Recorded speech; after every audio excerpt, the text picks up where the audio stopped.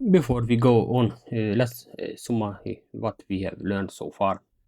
And stay with me until the end because I will share a useful tip that will help you know when you are ready to level up. If you haven't downloaded the workbook yet, do it now. It's essential for the next level to draw Johnny well. But first, let me share a little personal story. Before I started practicing the things I am teaching you here, I could only copy other characters, sometimes better, sometimes worse. That can be useful too, and I will explain why at the end of the video. But it never felt real. It's not the same as creating something on your own, something that comes from your inside. After drawing hundreds of stick figures, I reached a point where I didn't need a reference anymore. I could start drawing from imagination. That's when I felt breakthrough. I was finally on the path of creating from within. These stick figures aren't flashy, I know, but they are the foundation of character drawing. Eventually, we will move past them. They won't even be needed for sketching, but for now, this is the base. It might seem like a small step, but it's a milestone if you can draw them from imagination, and honestly, I am proud of myself. It's the first milestone in the long journey I have set out on, and if you are doing this with me, it's a milestone for you too. So be proud of yourself. I am, and congratulations. Now the recap. What did we learn so far? First, we learned how to draw Johnny in several poses, from simple to more complex. Like I said, this is the foundation of everything. I didn't explain the term action line in the first video on purpose. I wanted you to feel how much easier it becomes later when using it, especially if you are total beginner. 2. We learn what an action line is and how it connects with the shoulder and hip lines. Great tools to improve your poses. 3.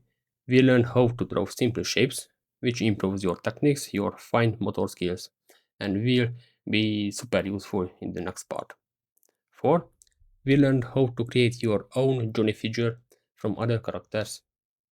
And find and finally, we learned how to express emotions and movement using the simple floor step. This is the first milestone at the beginning of our journey, and it's something to be proud of. Side story.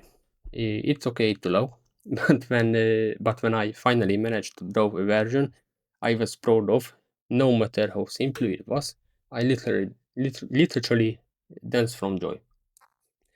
Yes, so go ahead, be proud of yourself too. No, the tip I promise. How do you know when it's time to level up? At the beginning, you will really have to focus while drawing, but over time it gets easier. It starts to feel automatic. When you can draw without even focusing, and it starts to feel boring, that's the sign you are getting good. For example, I love mm, I often listening to stand-up comedy while drawing. In the beginning, I couldn't even remember what was said in the show. I had to concentrate on the drawing. But when I found myself following the whole comedy act and still getting the same or even better drawing result, I know I had practice enough. Maybe that tip will help too. And why is copying still useful? Even so, you are not creating from imagination by copying a lot.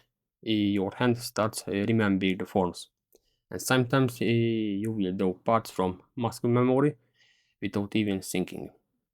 So never underestimate the value of copying. Okay. Next time you copy a character, try applying what you have learned here. Don't worry if it's not perfect. The key is the practice. No professional artist or illustrator started out perfect. They practiced more than we can imagine. But I won't keep you longer. I will let you go.